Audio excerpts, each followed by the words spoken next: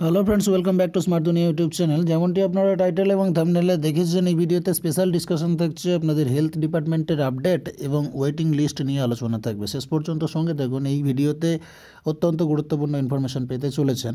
Health candidate এবং waiting candidate শেষ পর্যন্ত অবশ্যই থাকবেন। গ্রুপ ডিতে চাকরি করেই জীবন কাটবে না। যারা WBPSC food sub inspector fill up করেছেন, 957টা ভ্যাকেন্সি আছে, লক্ষ লক্ষ অ্যাপ্লিকেশন আছে, তাদের মধ্যে আপনাকে স্ট্যান্ড করতে হবে ভবিষ্যৎকে সুনিশ্চিত করার জন্য। সেজন্য ফুড সাব ইন্সপেক্টরের লাস্ট মিনিট সাজেশন বুক আমরা তৈরি করেছি, PDF 2.0 ভেরিফাইড উচ্চশিক্ষিত ব্যক্তিদের দ্বারা তৈরি করা। পরীক্ষার তারিখ আছে 27/1/2019। এই কদিনের মধ্যে, অল্প কদিনের মধ্যে আপনাকে সম্পূর্ণ বাংলাতে প্রস্তুতি দেবে এই বইটি। নতুন সিলেবাস অনুসারে অভিজ্ঞ শিক্ষক মণ্ডলী দ্বারা তৈরি জেনারেল স্টাডিজ এবং ম্যাথ সমস্ত সমাধান সহ, মক টেস্ট সহ, শর্টকাট ট্রিক্স সহযোগে আপনারা 250 পেজের সঙ্গে এই বইটা পাবেন। ডেসক্রিপশনে লিঙ্ক দেওয়া থাকছে। সম্পূর্ণ বাংলাতে প্রস্তুতি নিতে last minute suggestion PDF 2.0 download করুন, ডেসক্রিপশনে লিঙ্ক দেওয়া আছে। অফিসিয়াল আপডেট রিসেন্টলি পাবলিশ হয়েছে। আপনারা অফিসিয়াল ওয়েবসাইটে চলে আসুন whealth.gov.in। এখানে আসার পরে আপনারা বাঁদিকে দেখবেন গভর্নমেন্ট অর্ডার। গভর্নমেন্ট অর্ডারের উপর ক্লিক করবেন।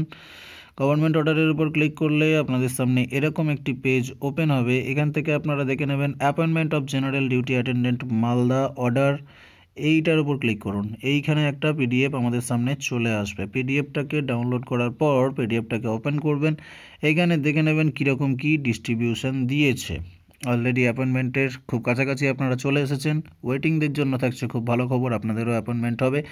আগে যেগুলোকে নিয়ে ডিসকাশন করা হয়েছিল তার সঙ্গে ফার্দার ডিসকাশন আজকে হয়ে যাবে। বিভিন্ন রকম সোশ্যাল ওয়েবসাইট, ইউটিউব চ্যানেল, সমস্ত জায়গায়, অফিস, সব জায়গায় ঘুরে ফিরে সমস্ত কিছু অ্যানালাইসিস করে আমরা যে তথ্য পেয়েছি সেই তথ্য আপনাদের সামনে তুলে ধরবো ওয়েটিং ক্যান্ডিডেটদের বিষয়ে।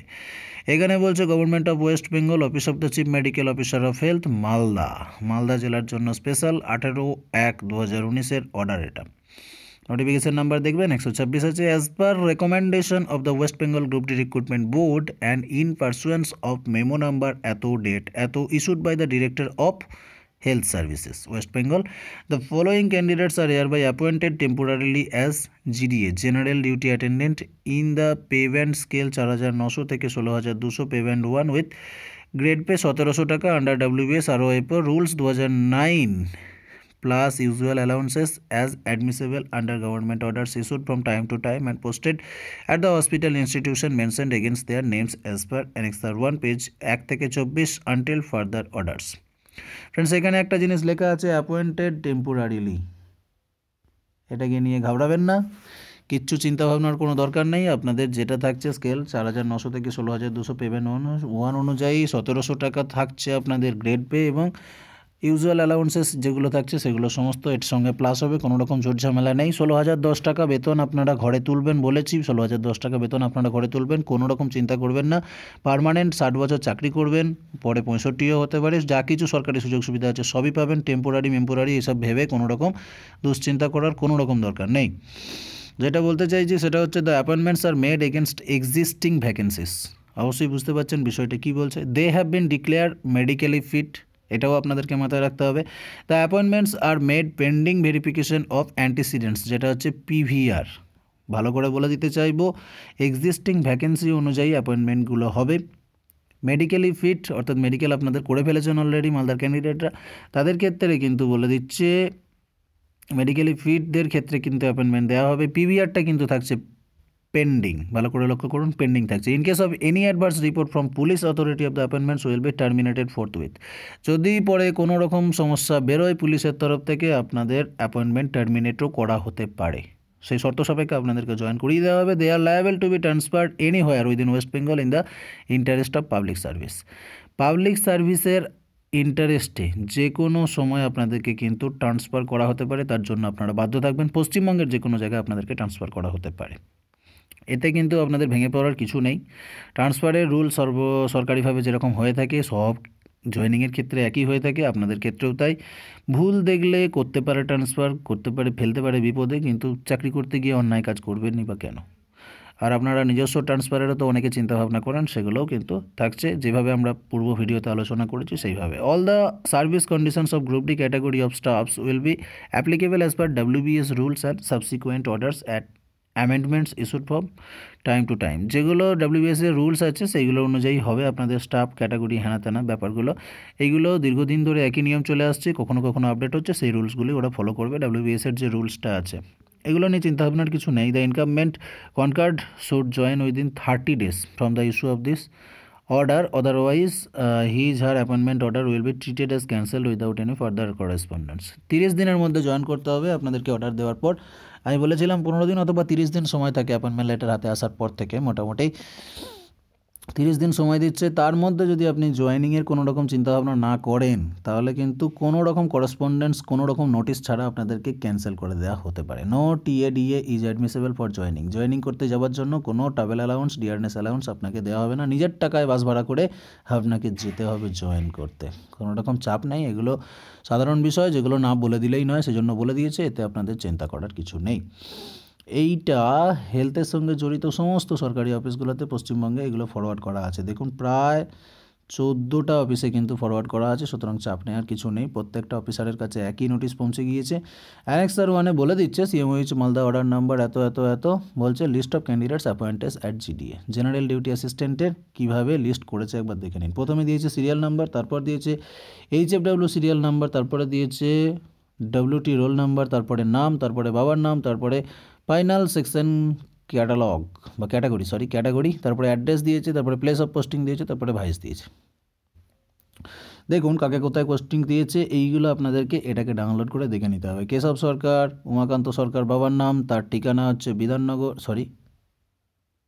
বৈষ্ণবনগর মালদা, ওনার পোস্টিং হয়েছে বেরাদাবাদ RH।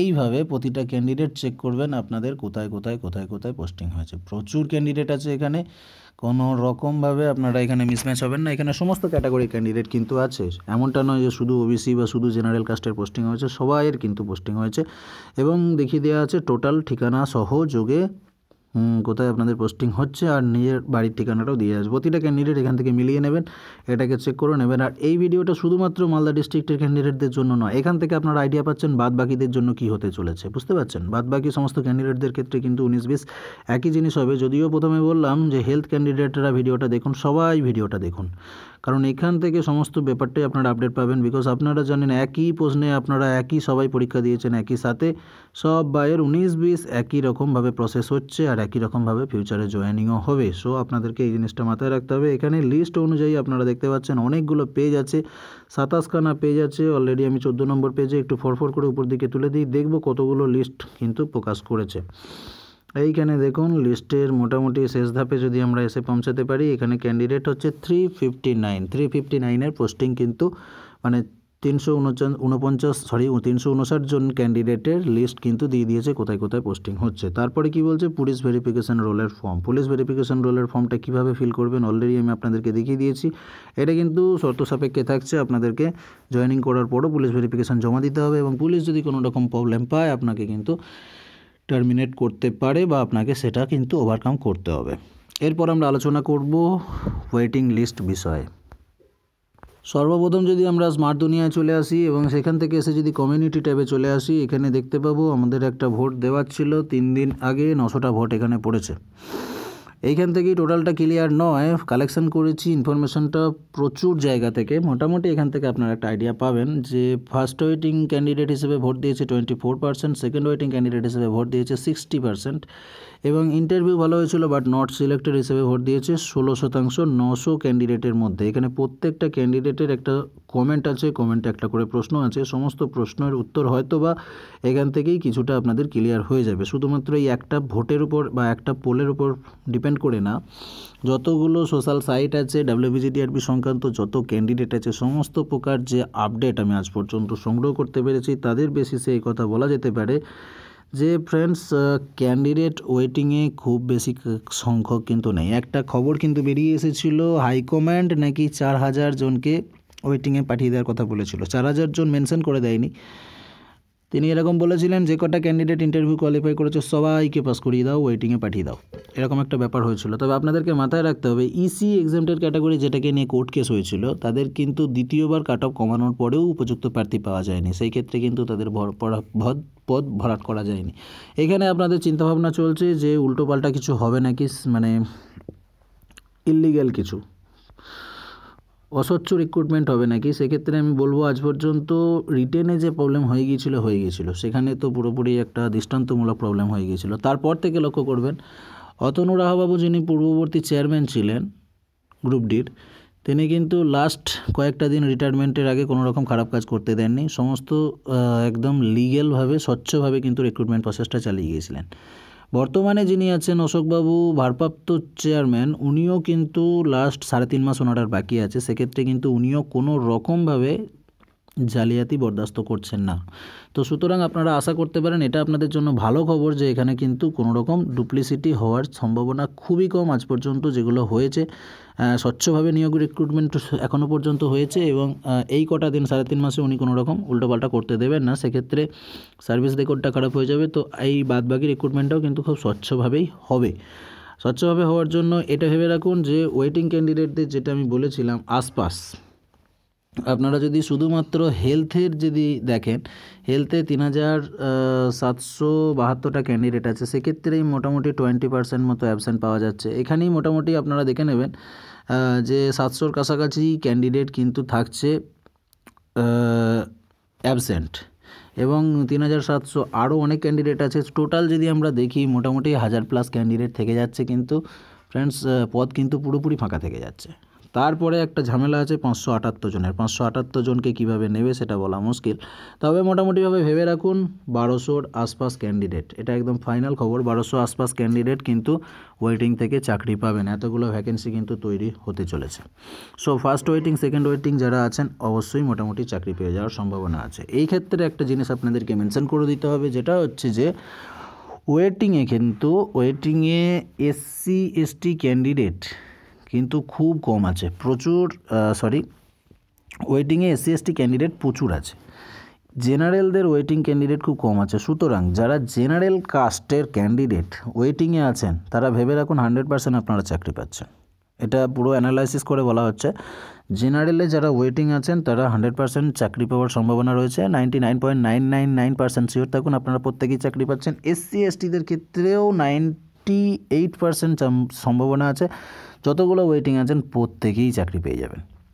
জেনারেলের জন্য একদম কনফার্ম, SC STদের খুব কপাল খারাপ না হলে একদম 99% শিওর যে আপনারাও চাকরি পেয়ে যাচ্ছেন। এবার একটা ঝামেলা থাকছে 578 জনের, ওগুলো কোথা থেকে নেবে? হ্যাঁ, এমনটাও হতে পারে নট সিলেক্টেডদের থেকে তাদেরকে টেনে আনা হবে, তাহলে তো আরও উত্তম খবর আমাদের জন্য। যারা নট সিলেক্টেড আশাহত হয়ে গিয়েছেন, তারাও যদি আবার চাকরির খবর পান, তাদের জন্য তো খুবই আনন্দের বিষয় এটা। হ্যাঁ, হতে পারে কিছু, কারণ দ্বিতীয়বার কাট অফ রিভাইজ করেও কিন্তু কিছু ক্যান্ডিডেটকে যোগ্য হিসেবে পাওয়া যায়নি, পদ ভর্তি করা যায়নি, কিন্তু সেগুলোকে ভর্তি করতে হবে ভোটের আগে, এরকমটাই উপরমহল থেকে অর্ডার আছে। তো অবশ্য ভর্তি না করলে অফিসগুলো চলবে কী করে? প্রতিটা অফিসেই, প্রতিটা হাসপাতালেই আপনারা দেখেছেন প্রচুর স্টাফের অভাব, সেক্ষেত্রে কিন্তু তারা করতে চাইছে নিয়োগ, আর 54,000 রিক্রুটমেন্ট ইমিডিয়েটলি হচ্ছে না, সেক্ষেত্রে অফিসগুলো চলবে কী করে? অবশ্যই স্টাফের এত ঘাটতি, এত অভাব দিয়ে অফিসগুলো চলতে পারে না। তো চেষ্টা করবে 578 জনকে এবারই ভোটের আগে ঝামেলা মিটিয়ে দেবার। সেক্ষেত্রে কিন্তু প্রচুর ক্যান্ডিডেট কিন্তু ওয়েটিং থেকে চাকরি পাচ্ছেন, এবং নট সিলেক্টেড থেকেও কিছু ক্যান্ডিডেটের কিন্তু উঠে আসার সম্ভাবনা আছে পরবর্তী লিস্টে। এই ছিল এখনকার মতো খবর। পরবর্তী ভিডিওতে আপনাদের কমেন্টের বেসিসে আরও কিছু প্রশ্ন উত্তর নিয়ে অবশ্যই ফিরে আসবো উইথ ভালো রকম ডকুমেন্টস। সঙ্গে থাকুন, ভিডিওটিকে লাইক এবং শেয়ার করে সবাইকে জানতে সাহায্য করুন। পরবর্তী ভিডিওতে ফিরে আসছি, ধন্যবাদ।